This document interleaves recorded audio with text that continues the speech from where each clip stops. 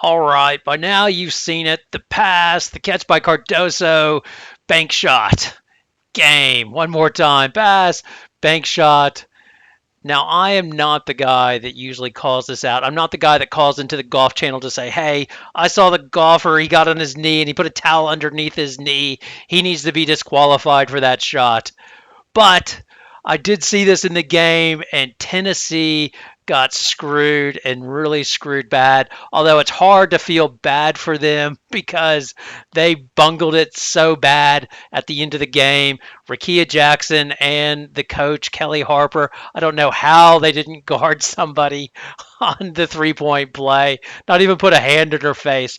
But that all being said, I do feel their pain because it is quite clear that Tennessee got screwed over royally in this game. And I don't know what it is, but it's something about Tennessee in the double dribble. The refs are just unable to call a double dribble against Tennessee when it happens to them. So, first of all, it happened in the LSU game.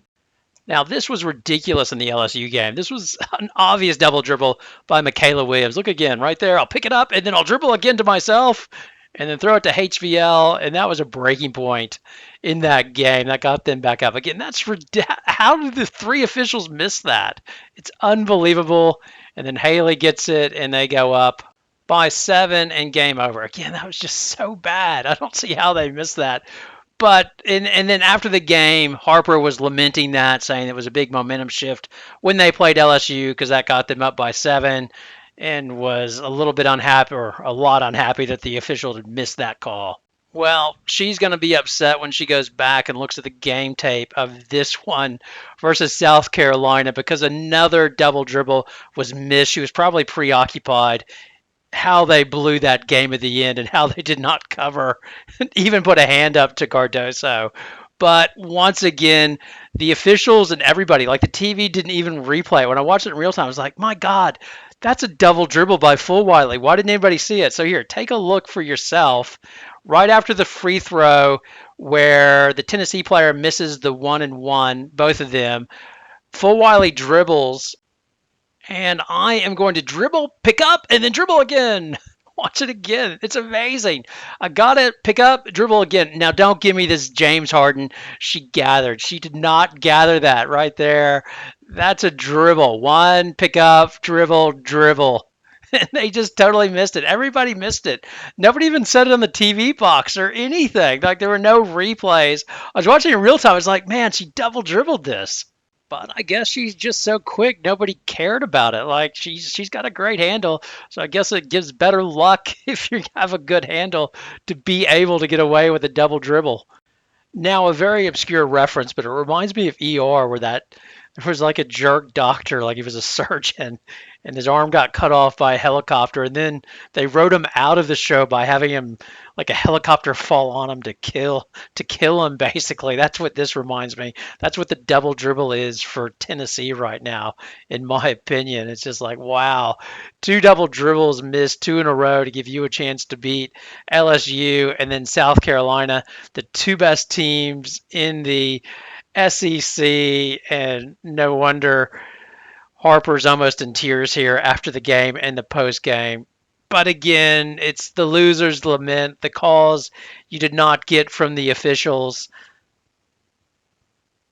As really, Tennessee has only themselves to blame for this and how they managed the last few seconds of that game. Now, Harper in the post game, she gave a good explanation. So she took accountability for it, basically said that they didn't want a timeout because South Carolina was out of timeouts and didn't want to give them a chance to call up a play. So totally get that.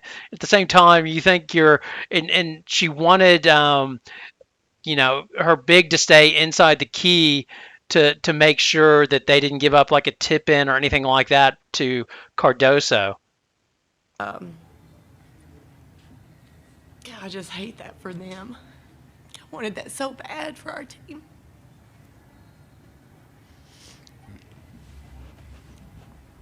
Hey, Kelly, can you just take us through the defensive strategy y'all had on that final possession? Yeah, didn't call a timeout because they did not have one. And I wanted Tamari to be in the paint so they couldn't get a pass to the paint. But obviously, and we were trying to get Rakia back there in the play. But obviously, at the end of a game like that, everyone is a shooter, you know, because you could luck one in that moment. So we just didn't get where we needed to get that defended. Now, during the game, you can see her pointing to her team, get in the key, protect the basket, really pointing. Don't let them get a tap in or to Cardoso under there. I think she was sort of going for the Van Gundy, let's build an effing wall around the basket. But the problem is you're only up 2 and they have 1.1, so you can do a catch and shoot. It's not just a tip in.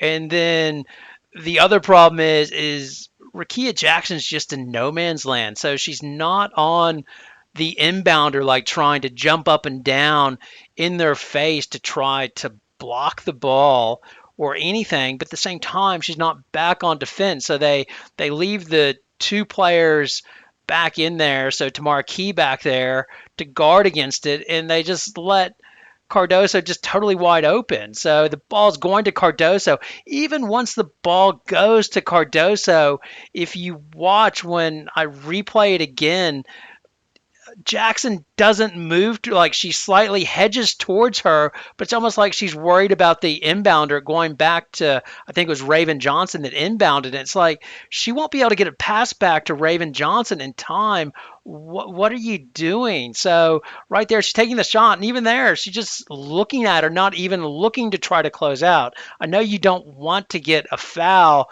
with a last second foul on a shooting attempt, but at the same time you got to put a little bit of a hand up in their face. I mean, they almost let Cardoso have like a game of horse and dare her to shoot an open 3. I mean, look how much space that is.